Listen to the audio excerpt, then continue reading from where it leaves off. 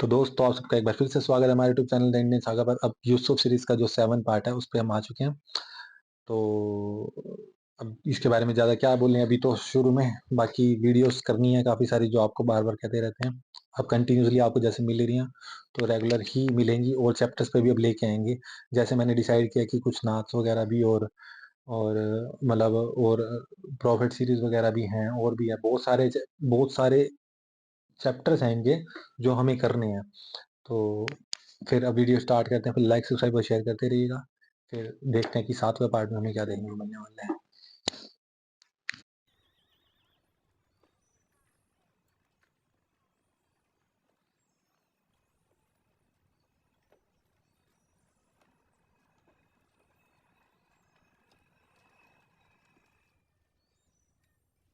सलाम बाबा। सलाम मेरी बच्ची, जीती रहो। बैठो।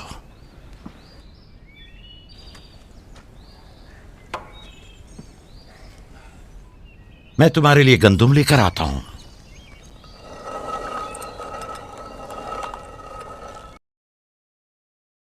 बाबा तुम्हें कहाँ लेकर गए थे? हम अपनी माँ राहील की कब्र पे गए थे।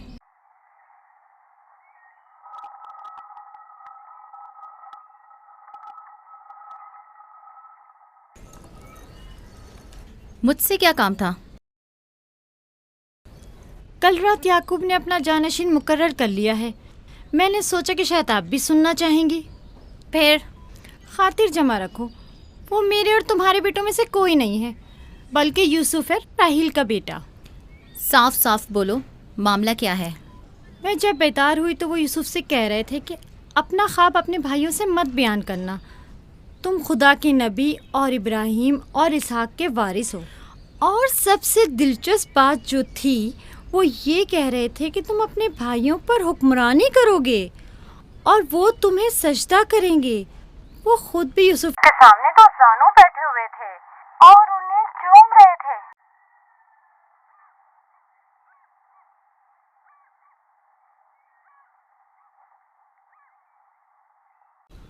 मेरी बड़ी ख्वाहिश थी कि याकूब का जानशीन मेरे बेटों में से हो, लेकिन अगर नबी खुदा की मर्जी इसी में है तो मैं भी इसे तस्लीम करती हूँ। यानी तुम अपने बेटों पर यूसुफ की हुक्मरानी को बर्दाश्त कर लोगी? कोई चारा नहीं। अगर याकूब की मर्जी यही है तो मुझे कबूल है। बेहतर होगा कि आप भी इसे कबूल कर लें। लेकिन मैं ये किसी तौर पर मेरा भी ख्याल है कि हमें सर झुका लेना चाहिए। बानोलिया यकीनन दुरुस्त फरमा रही हैं। हमें चाहिए कि नबी खुदा के हुक्म की अताअत करें। मुझे यकीन है कि यूसुफ के भाइयों को भी एतराज़ नहीं होगा।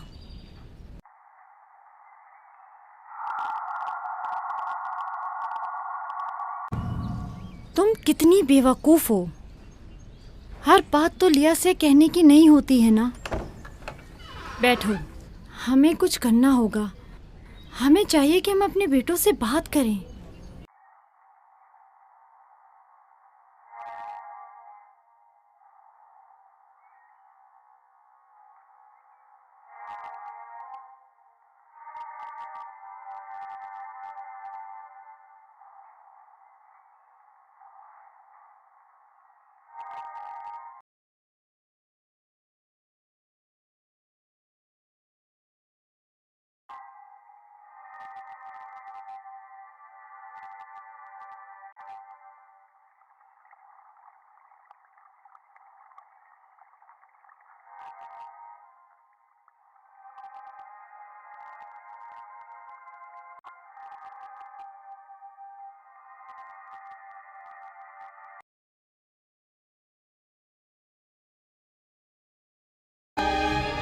यूसुफ ने ख्वाब देखा है, तुम लोगों पर हुक्मरानी का ख्वाब।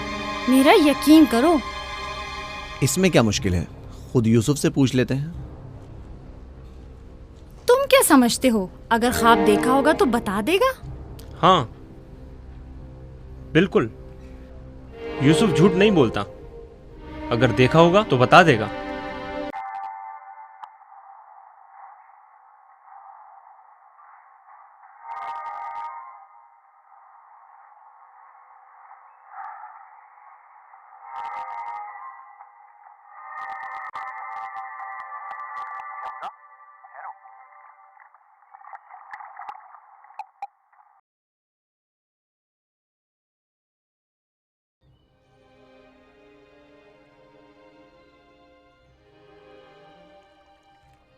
यूसुफ, जी भाई।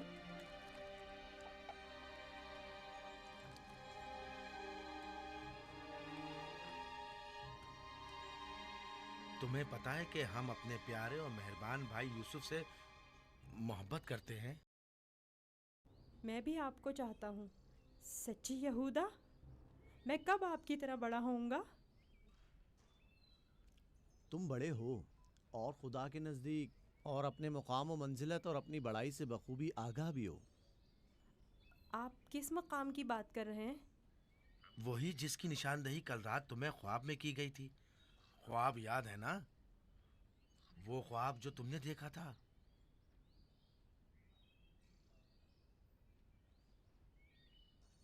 हमें जब पता चला कि तुमने ऐसा कोई ख्वाब देखा है जो तुम्हारी बुलंदी की निशानदही करता है, तो हमें बहुत खुशी हुई।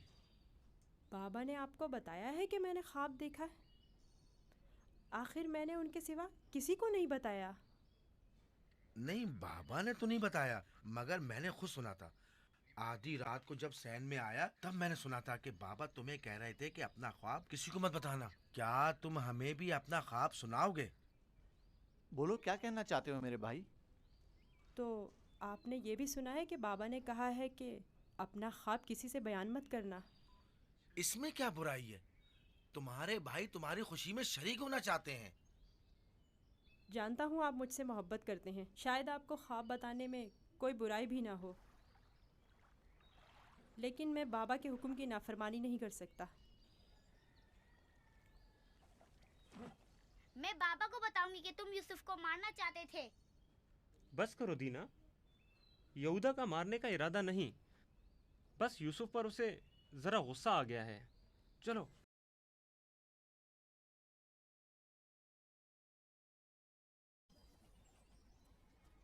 यहूदा क्यों गुस्सा कर रहा था? तुमने आखिर ऐसा क्या कह दिया? वो जो पूछना चाहते थे नहीं बताया। अपना ख्वाब उन्हें कैसे मालूम हुआ कि मैंने ख्वाब देखा है? सिवाय बाबा के किसी को नहीं पता। मैं बाबा से कहूंगी कि यहूदा तुम्हें मारना चाहता था। मत कहना। क्यों? मैं अपने भाइयों से मोहब्बत करता हूँ। मैं नहीं चाहता कि बाबा उनसे खफा हों। वैसे दीना, यहूदा मुझे क्यों पसंद नहीं करता? जबकि बाबा ने कहा है कि भाइयों को चाहिए एक दूसरे से मोहब्बत करें और एक दूसरे का एहतराम करें। मलहा, सुल्फा, लिया आओ, देखो मैं गंदुम लाया हूँ। सलाम बाबा। सलाम। सलाम मेरे बच्चे, जीते रहो। बैठो।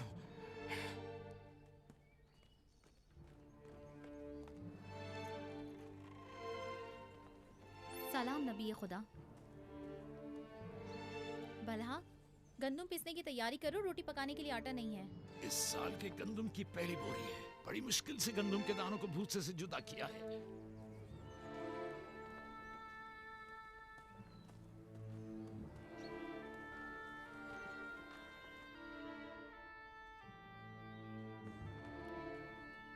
बाबा, सारे भाइयों को मालूम है कि मैंने ख्वाब देखा है। उन्हें कैसे मालूम हुआ? मुझे नहीं पता। उन्होंने मेरे ख्वाब के बारे में पूछा। जब मैंने नहीं बताया तो मुझ पर गुस्सा हुए।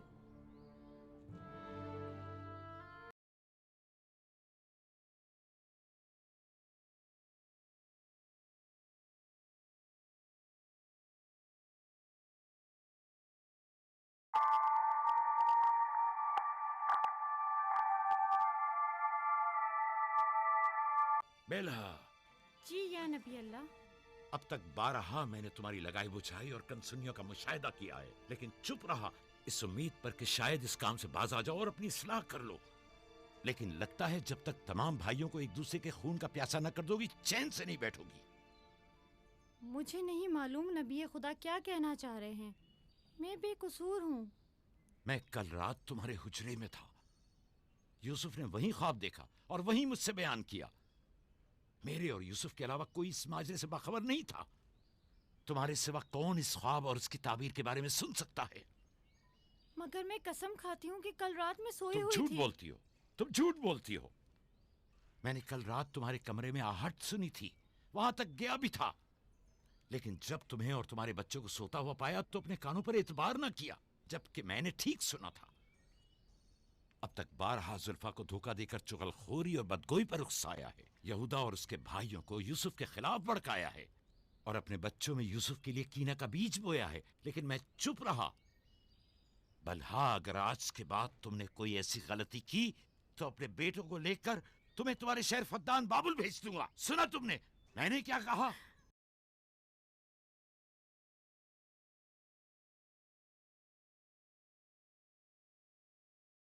खुदा से वादा करती हूँ कि आज के बाद इन्हें कभी शिकायत का मौका नहीं दूंगी और हमेशा इनके हुक्म की अताअत करूंगी। मुझे माफ कर दें, आपके सिवा कोई नहीं है, मैं आपकी कनीज हूँ।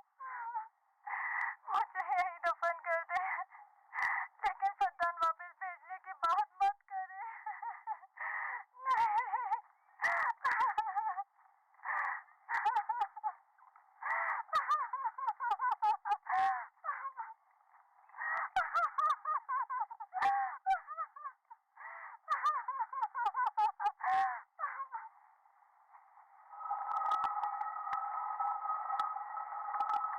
इसमें शक नहीं कि सूरज हमारे बाबा, चांद हमारी माँ, 11 सितारे तो वाज़े ही हैं।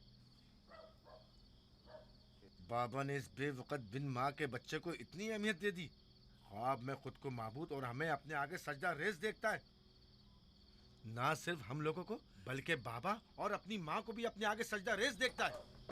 आज यहाँ से कोई नहीं जाएगा जब तक कि यूसुफ और हमारा मसला हल नहीं हो जाता। मैं अपने तमाम बेटों को एक साथ चाहता हूं, लेकिन यूसुफ से मेरी बेपनाह मोहब्बत यूसुफ पर खुदा के खास लुत्फ करम की वजह से है। उम्मीद है कि मेरे बेटे इस मोहब्बत को समझ सकें और यूसुफ से हमेशा मोहब्बत से पेश आएं और उससे दुश्मनी न करें। क्या वाकई वो समझता है कि वो हम पर और हमारे माँ बाप पर बर्तरी रखता है और एक रोज हम पर हुक्मरानी करेगा? यूसुफ वहम का शिकार हो गया। ये तमाम ख्यालात बाबा के बेजा लाडो प्यार और माँ की बेतहाशा मोहब्बत का नतीजा है।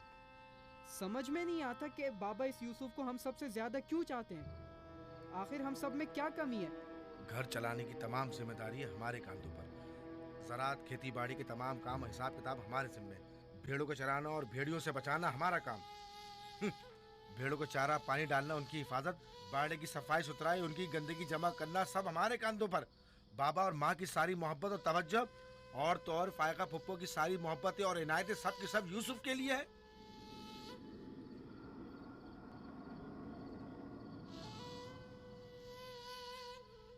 वो भी एक कमजोर और बेहैसियत बच्चे के लिए जो अपनी नाक तक खुद साफ नहीं कर सकता। बाबा की मोहब्बत और तवज्जो ही क्या कम थी जो अब हम पर बर्तरी और सरदारी करने के सुनहरी ख्वाब देखने लगा है। मैं बाबा को गुमराही में मुब्तला देख रहा हूँ। इन तमाम गलतियों का सर चश्मा वही है, लेकिन मैं चुप नहीं बैठूंगा और राहिल के बेटे की सरदारी को किसी सूरत कबूल नहीं करूंगा। हमें भी कबूल नहीं है, लेकिन इसका मुनासिब हल क्या हो सकता है? शायद तुम में बोलने की जरूरत ना हो, लेकिन मैं बोले देता हूँ। यूसुफ को रास्ते से हटाना होगा।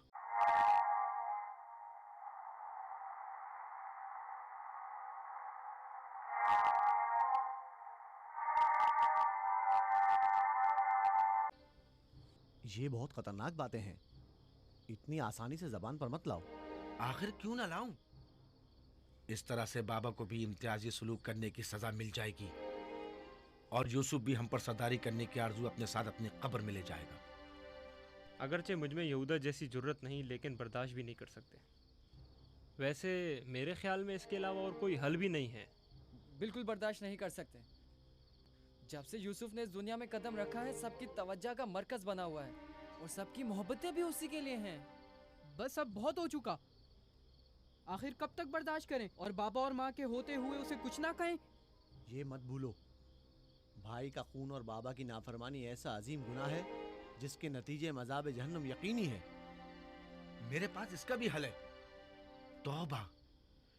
यूसुफ के कत्ल के कुछ अरसा गुजरने के बाद खुदा से बख्शिश तलब कर लेंगे और खुदा तो है ही बड़ा बख्शने वाला, हमें बख्श देगा। वैसे ही जैसे दूसरे गुनाहगार सोचते हैं, गुनाह करेंगे, गलती के मुर्तकिब होंगे और बाद में तौबा कर लेंगे। अरे तो और क्या? यूसुफ की मौत और बाबा की तवज्जो हासिल करने के बाद तौबा करके अपनी इस्लाह कर लेंगे। और क्या? और अगर खुदा ने तौबा की तौफीक ही हमसे सल्ब कर ली तो खताकार के लिए तौबा का इम्कान हमेशा मयस्सर नहीं होता। और अगर तौबा की तौफीक नहीं मिली तो हमेशा के लिए लानती हो जाएंगे और जिल्लत और रुसवाई आने वाली नस्लों के जहनों में बाकी रहेगी कि कुछ गुनाहगार पैगंबर ज़ादों के हाथ अपने ही भाई के खून में रंग गए। मैं लावी की बातों से मुत्तफिक हूँ, लेकिन सब बेफायदा हैं। लेकिन लावी और यहूदा से बेहतर कोई और हल हो तो पेश करें। सिर्फ मुखालफत करना और खुद को पारसा जाहिर करना ज्यादा मुश्किल नहीं। अगर ऐसा ही है तो कोई हल पेश करो। क्या हमारा मकसद बाबा की मोहब्बत और तवज्जो पाना नहीं है? वो तो है, हमारा मकसद बाबा की तवज्जो पाना है, बस। बस तो फिर कुछ ऐसा करो कि बाबा की नज़र यूसुफ पर ना पड़े, उसे बाबा से दूर कर दो। वक्त के साथ साथ उनकी तवज्जो यूसुफ से हट जाएगी और तुम्हारी तरफ हो जाएगी। ये भी तो मुमकिन नहीं है, क्योंकि बाबा यूसुफ को अपने से दूर नहीं करेंगे। तो फिर आओ इस बारे में कुछ सोचें। पहले ये समझ लें कि यूसुफ को मारना कोई हल नहीं है। फिर बाबा से यूसुफ को दूर करने के बारे में कोई हल मिल ही जाएगा।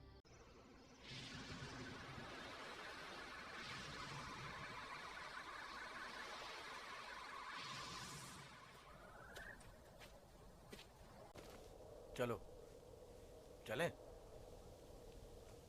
वो हफ्ते में एक दिन मकफीला में तन्हा गुजारते हैं। इस वक्त उनसे बात करना मुनासिब ना होगा। वो इबादत के वक्त दूसरे कामों पर तवज्जो नहीं देते। खुशकिस्मती से वो इस वक्त मकफीला में है और यही बेहतरीन मौका है कि बगैर किसी मुदाखलत के उनसे सुकून से बात कर सकें। चलो चल कर देखते कि क्या होता है।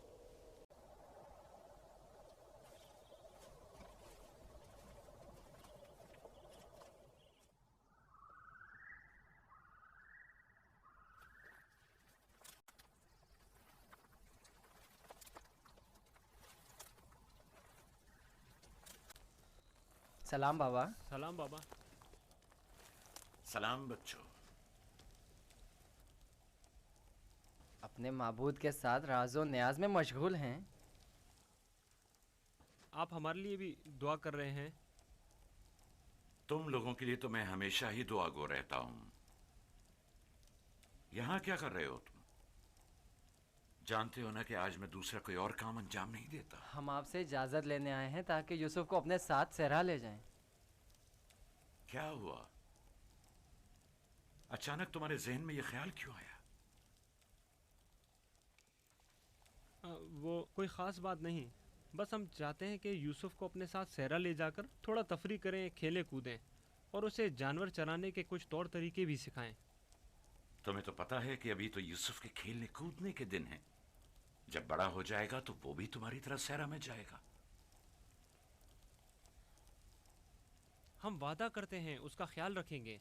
हाँ बाबा, हम वादा करते हैं। अभी मुनासिब नहीं, बाद में फिर सही।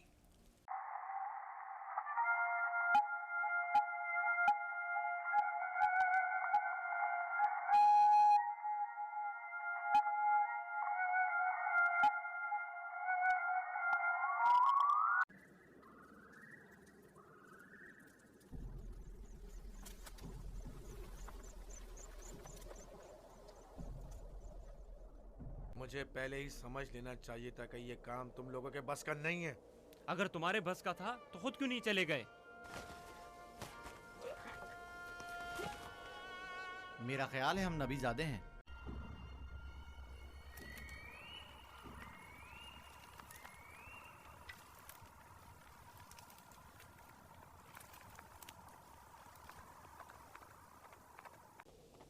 मुझे पता था यूसुफ को सिवाय कत्ल करने का कोई दूसरा रास्ता नहीं। मैं जानता था लावी के मशवरे का कोई फायदा नहीं। बाबा कभी भी यूसुफ को खुद से दूर नहीं करेंगे। तुम लोग बाबा की मौजूदगी में तो यूसुफ को मारने से रहे या मार सकते हो। हर सूरत में पहले यूसुफ को बाबा से जुदा करना होगा, फिर उसके बारे में कोई हल सोचना होगा।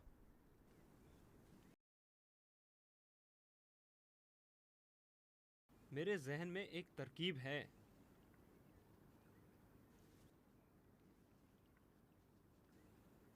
अब एक ही शख्स है जो बाबा को राज़ी कर सकता है कि वो यूसुफ को हमारे साथ सहरा जाने दें। वो है खुद यूसुफ। उसे वरगलाएं, उसे सहरा में घूमने फिरने और खेलने कूदने का मज़ा बताएं, तो वो खुद ही जब हमारे साथ जाने की ख्वाहिश जाहिर करेगा तो यकीनन बाबा इनकार नहीं करेंगे। ये भी ठीक है।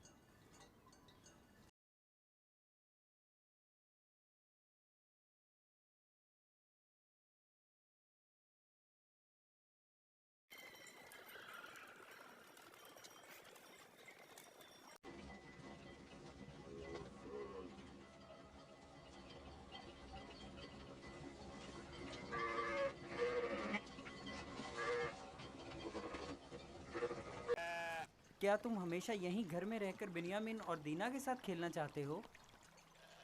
हाँ, मुझे दीना और बिन्यामिन के साथ खेलना बहुत अच्छा लगता है। मगर मेरा भी दिल चाहता है कि तुम्हारे साथ खेलूं, लेकिन यहाँ नहीं। सहरा में खेलने कूदने का बड़ा मजा आता है। गल्ला क्यों नहीं लेकर जा रहे हो? बाकी भाइयों के मुंतजिर हैं।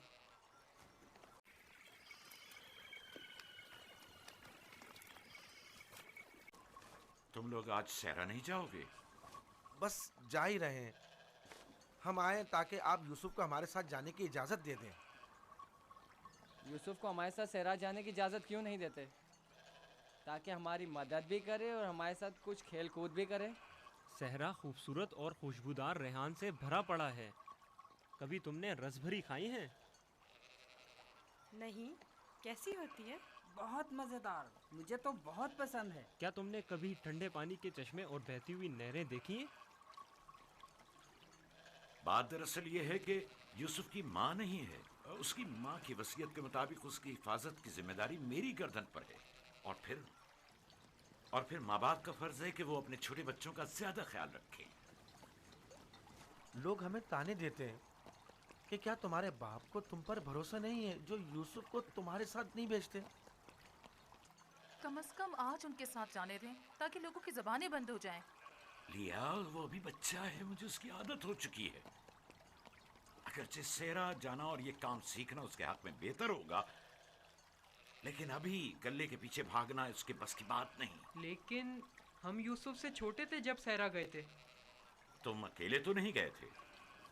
मैं यूसुफ को भी आहिस्ता आहिस्ता सहरा की तरफ लाऊंगा और ये काम सिखाऊंगा, लेकिन उसे यूं अकेला भेजना मुनासिब नहीं है। तो बाबा, हम भी तो उसे ये काम सिखा सकते हैं और बड़े भाई की हैसियत से उसे नसीहत और तरबियत भी कर सकते हैं। मैं भी चाहता हूं कि यूसुफ की तरबियत हो और वो तजुर्बेकार और इस काम में माहिर हो, लेकिन वो अभी बच्चा है। तुम्हें मालूम है कि उसे मेरी मोहब्बत और घर रहने की आदत है। अभी तुम लोगों के साथ वहां पहुंचेगा नहीं कि वापस मेरे पास आने की जिद करने लगेगा। हम उसे खेल कूद में इतना मसरूफ रखेंगे कि आपकी और घर की बिल्कुल याद नहीं आएगी। कितना मजा आएगा चश्मे का ठंडा पानी पीने और नहर में खेलने में। हम सब भाई एक दूसरे के साथ खेलेंगे और मजे करेंगे और कुश्ती लड़ेंगे और खाने में गरम गरम दूध और गोश्त। हमें लगता है आपको हम पर एतमाद ही नहीं। मुझे तुम लोगों पर एतमाद है, लेकिन सहरा के भेड़ियों पर एतबार नहीं है। कहीं तुम लोग खेल में मसरूफ हो गए और यूसुफ से गाफिल हो गए तो कहीं भेड़िया उस पर हमलावर ना हो जाए, जैसा कि ख्वाब में चंद भेड़िए एक बच्चे के पीछे पड़े हुए थे। ये तो सब बहाने हैं बाबा। अच्छा, वो जो आपने खुद देखा जब हमने भेड़िए को मारा था, अगर भेड़िया यूसुफ पर हमला करे तो फिर हम 10 भाई किस दिन काम आएंगे?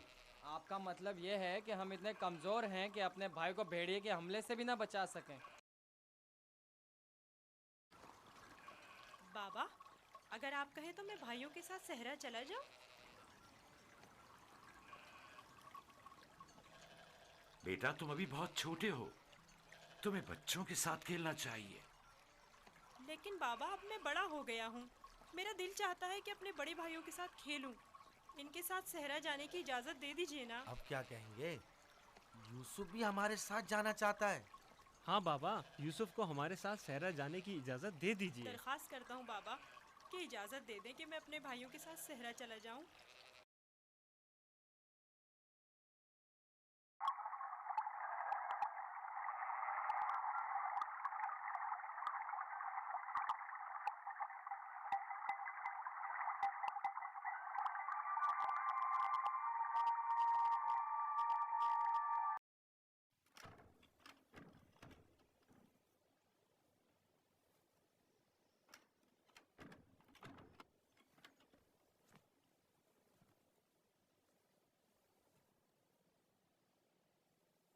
अपने भाइयों से दूर मत होना, वहां बहुत ख्याल से रहना। ये कमीज भी पहन लो। ये तो मेरे नाप से बहुत बड़ी है बाबा। तुम पहनो तो देखना तुम्हारे नाप की हो जाएगी। ये कमीज उस शख्स के लिए जो ये पहनने की अहलियत रखता हो, उसके नाप के मुताबिक हो जाती है।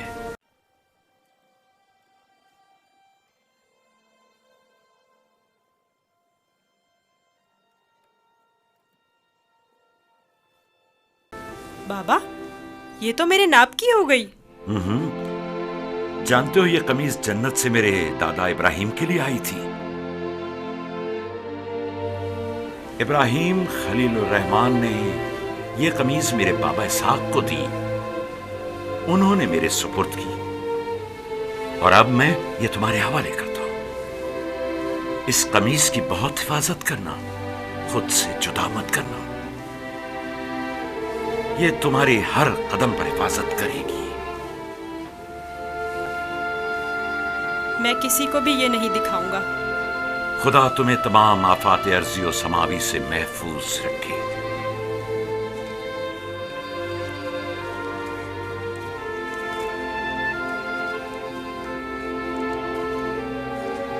हर जगह अपने भाइयों के साथ रहना, वो जो कहें उसे मानना। चलो लो, यूसुफ भी आ गया। चलो यूसुफ। चले। मैं भी शहर के बाहर तक तुम्हारे साथ चलता हूँ। ठीक है, चलें। चल। परेशान ना हो बाबा, हम आज यूसुफ के साथ एक बेहतरीन दिन गुजारेंगे।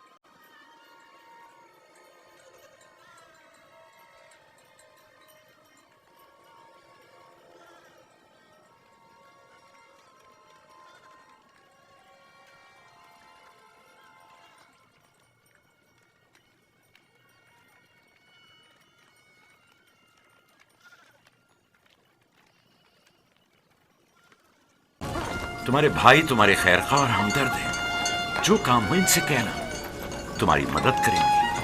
अपना ख्याल रखना मेरे बच्चे। यूसुफ के लिए मैंने काफी खाना और पानी रख दिया है, ख्याल रहे ये भूखा ना रहे। जी जरूर। लावी, यूसुफ तुम्हारे सुपुर्द है, उसे कोई नुकसान नहीं पहुंचे और न किसी सख्ती का सामना हो। कोई जबरदस्ती नहीं है बाबा। अगर आप परेशान हैं तो यूसुफ को ले जाने की इजाजत मत दीजिए। नहीं, कोई मसला नहीं, ले जाओ इसे, लेकिन इसका ख्याल रखना। मैं अपनी और अपने भाइयों की तरफ से आपको यकीन दिलाता हूं कि मगरिब के वक्त यूसुफ को हंसता खेलता आपके पास ले आऊंगा। चलो यूसुफ। चलो यूसुफ।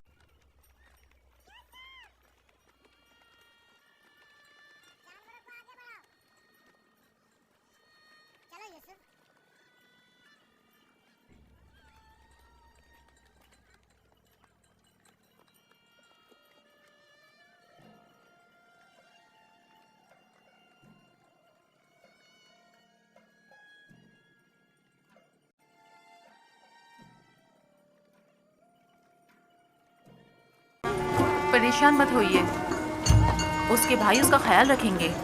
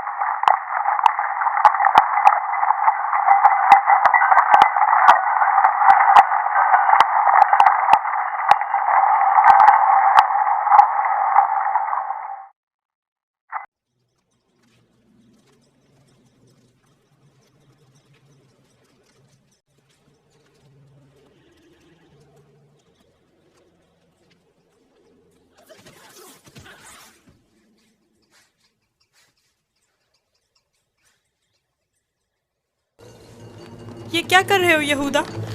मेरे बाजुओं में दर्द हो गया है। ये किस किस्म का खेल है?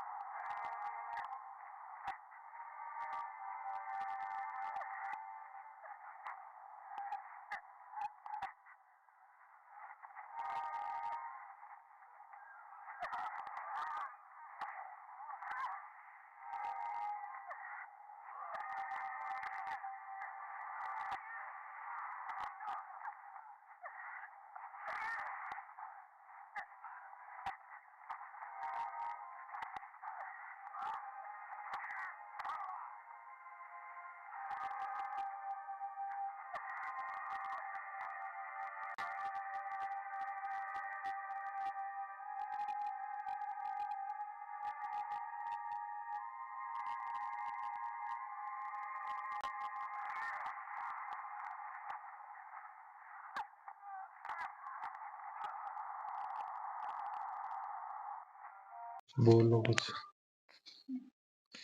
बोलो आप क्या कहोगे?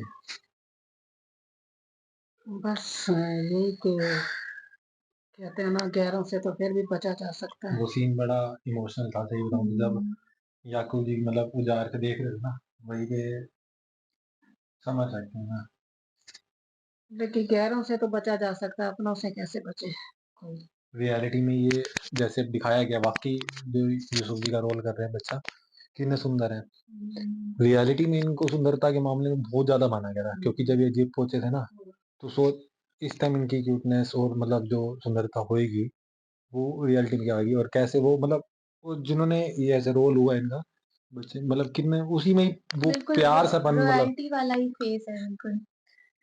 कहा तो था, जैसे वो हमने जो सुना था कि जब वो इजिप्ट में गुलामों की भीड़ में खड़े हुए थे तो उन्हें जब देखा गया तो वो ये सबसे अलग लगे यूसुफ जी कि इतने सुंदर है। जब हमने स्टोरी भी सुनी थी पहले गुलामों की भीड़ में थोड़ी ना गुलाम, हाँ जब वहीं से वो तो यहाँ वो से इन्हें फिरौन, सरवाए लेकर गए थे, हाँ हाँ वहीं से तो वो फिरौन ने इनको वहां पर महल में ले गए थे ना, हाँ कि ये तो लग ही नहीं रहे कि कहीं गुलाम या बहुत कोई प्यार है। वैसे हो, सुंदर ही इतने थे।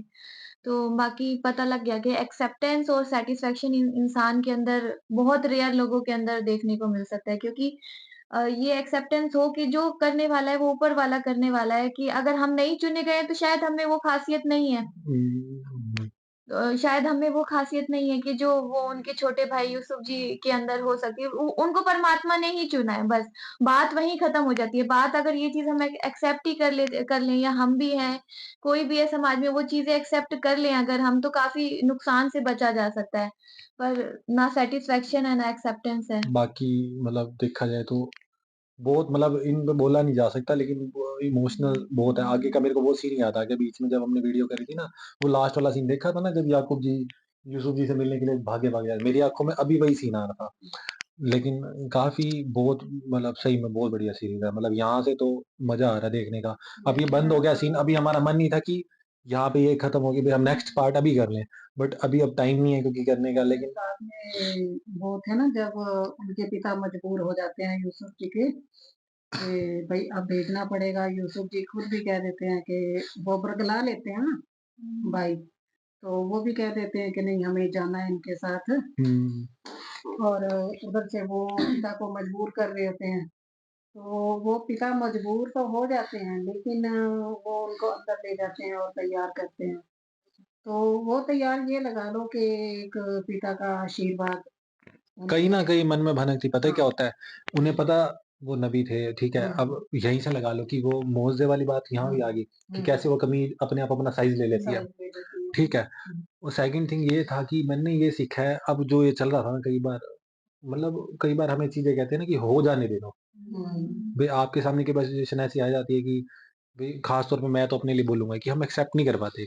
हमें लगता है कि सामने वाला गलत है और दंड दे दिया जाए या कुछ भी कर लिया जाए, बट कई बार ये होता है कि हो जाने दो। वो जिस प्रभाव से चीज़ हो रही है ना, अब उनको पता था, वो चाहते तो एक ही बार कहते नहीं जाना तो नहीं जाना, बात नहीं, खत्म। हाँ, बिल्कुल। लेकिन उन्होंने हो जाने दिया, वक़्त की धारा को, वक़्त के प्रवाह को हो जाने दिया। क्या पता उन्हें लगा कि इसी में ही कोई ना कोई वो होगा, तभी उन्होंने उन्हें अलग से तैयार किया ना।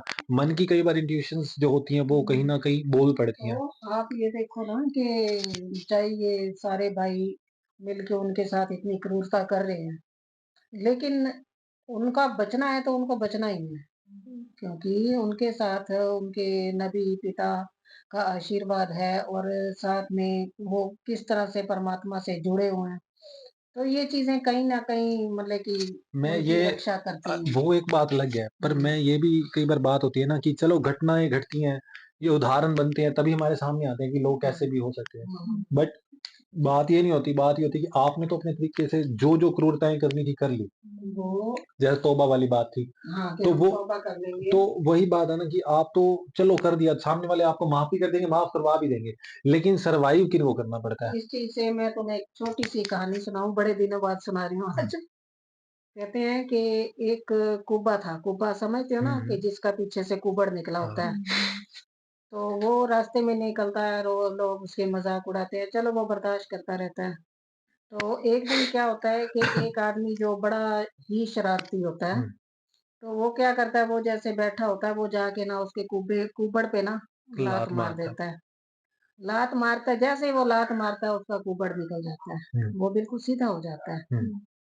शहर में घटना फैली, तो लोग उसकी तारीफ़ भी कर रहे हैं कि भई कैसे इसने लात मारी और उसका कुबड़ निकल गया। उसका तो फ़ायदा हो गया हुँ। ना। अब जिसका कुबड़ निकला है, वो भी उसको कह रहा है कि तेरा शुक्र है कि तूने मुझे ऐसी लात मारी, मेरा कुबड़ निकल गया। अब ये घटना पहुँचती है राजा के पास हुँ। कि महाराज ऐसे-ऐसे इसने कुबड़ हुँ। पे लात मारी, पूरी इसका घटना कुबड़ सुना रहे हैं। निकल गया। तो वो तो सोच के जाता है कि मुझे वहाँ से इनाम मिलेगा, हुँ। क्योंकि उसका भला हो गया। लेकिन राजा उसको सज़ा देता है, उसको जेल में डाल देते हैं। हुँ। अब सारे ब ये कहते हैं कि राजन भले इसको सज़ा किस लिए दी? इससे तो उसका फ़ायदा हो गया। हुँ। तो राजा कहता है कि उसका फ़ायदा हो गया, ये परमात्मा चाहता था। हुँ। उसकी सोच तो ये नहीं थी ना हुँ। कि उसके कुबड़ पे लात मारेगा और उसका कुबड़ निकल जाएगा। उसकी सोच तो उसको प्रताड़ित करना था, उसको परेशान कर बेइज़्ज़त करना था। परेशान करना था उसको, हाँ, चोट ये पहुँचानी। तो परमात्मा की तरफ से इसका कुबड़ निकल गया। हुँ। रियल में हमारी भावना ही हमें सज़ाएँ देती है। इंटेंशन भाई, इंटेंशंस इंटेंशन की ही बात हमारी होती है इंटेंशन क्या कि है? आपने अगर क्रूरता करी और कुछ अच्छा हो भी गया, तो वो उसको अपनी भलाई में तुम शामिल बख्शे करने नहीं जाओगे उस चीज़ यही को। बात यहाँ पर हो रही है कि मैं कह रहा हूँ कि वक़्त के दौर में जब लोगों को करना होता है ना, वो कर लेते हैं। बाद में वो कहेंगे कि ऐसे हुआ, यूँ हुआ, वो हुआ, बच गए। वो चलो बच भी गए, लेकिन देखने वालों को, समझने वालों को, आने वाले उनको तो ये लगता है ना कि लोग कैसे होते हैं। लेकिन वो काफ़ी तो सज़ा के हकदार रहेंगे हमेशा। पर ये घटनाएँ ना घटें, तो हम अपने जीवन में प्रेरणाएँ कहाँ से लेंगे? हमें कहाँ से समझ आएगी कि आपके जीवन में कोई चीज़ ऐसी हो कि आप नहीं कुछ कर पा रहे हो उस वक़्त, तो आप भी ये सोचोगे कि इसको इस धारा को इसी तरीके से हो जाने दें जैसे हो रहा है। तो फिर वो धारा में से कोई ना कोई रास्ता अपने आप निकल आएगा। कहते हैं ना बाढ़ में अगर गिर ही गए हो, तो एक बार आप उसके नहीं आपको तैरना आता, नहीं हाथ पैर मार नहीं निकलने का रास्ता है, तो उसके सहारे छोड़ दो, वो आपको किसी किनारे पर जाके छोड़ देगी। मतलब उसी के हाथ में रख दो परमात्मा के कि जो अपने करना है। लेकिन यूसुफ जी का विश्वास कितनी बुरी तरह टूटा होगा। वो तो पूरे विश्वास के साथ गए थे कि ये मेरे भाई हैं, मुझे कुछ नहीं होने तो देंगे। ज़िंदगी तो टेस्ट है ना, ज़िंदगी रिश्तों का भी टेस्ट है, ज़िंदगी सिखाने के लिए तो है। ज़िंदगी ये थोड़ी ना सिखाएगी कि दूसरों के घर में गंदे हैं। दुनिया ये टेस्ट, ये लाइफ़ ये सिखाती है कि आपके आस-पास कोई भी हो, कोई भी कभी भी कैसा भी हो सकता है। बट आपके विश्वास और उसकी बात होनी चाहिए कि आप कैसा करते हो, क्या क्या आपके मन में है। बाकी तो जो होना है, होना है। आप जितना टाइम हो। काफ़ी अच्छा एपिसोड था, इमोशनल बहुत था। आगे तो मन था देखने का, वही आपको पता ही है। तो आगे के एपिसोड और भी ज़्यादा होने वाले हैं। तो एक अभी और लगा लो। देर हो जाएगी ना, सोने को जाना भी तो है। टाइम ज़्यादा देर हो जाएगी फिर। तो बस यही कहते हैं कि जल्द अब रोज़ 2 एपिसोड इनके करेंगे ही करेंगे। साथ-साथ ये मूवी भी पूरी कर लेंगे और साथ-साथ वो उमर सीरीज़ को भी हम शुरू कर लेंगे। पर ये कंटिन्यू रहेगा इसी तरीके से ही और साथ-साथ कुरान पारा के बीच में हम एपिसोड करते रहेंगे, चाहे हमें 3-4 वीडियोज़ करनी पड़ जाए, क्योंकि वो भी करनी पूरी है ना ज़रूरी। फिर उसके साथ-साथ कुछ टॉपिक्स और वो भी करेंगे और साथ-साथ बीच में बयान, नाच वगैरह वो भी करते रहेंगे क्योंकि सीखना भी ज़रूरी है। ये एक इतिहास में से भी सीख रहे हैं बट इनसे क्या से सीखना है और कैसे हमें निकलना है और जो अलग से बातें हैं वो भी हमें सीखनी ज़रूरी है। तो बस इतना ही काफ़ी है। लाइक, सब्सक्राइब और शेयर करते हैं। मिलते हैं जल्दी नेक्स्ट वीडियो में। अभी इतना काफ़ी है। बाय।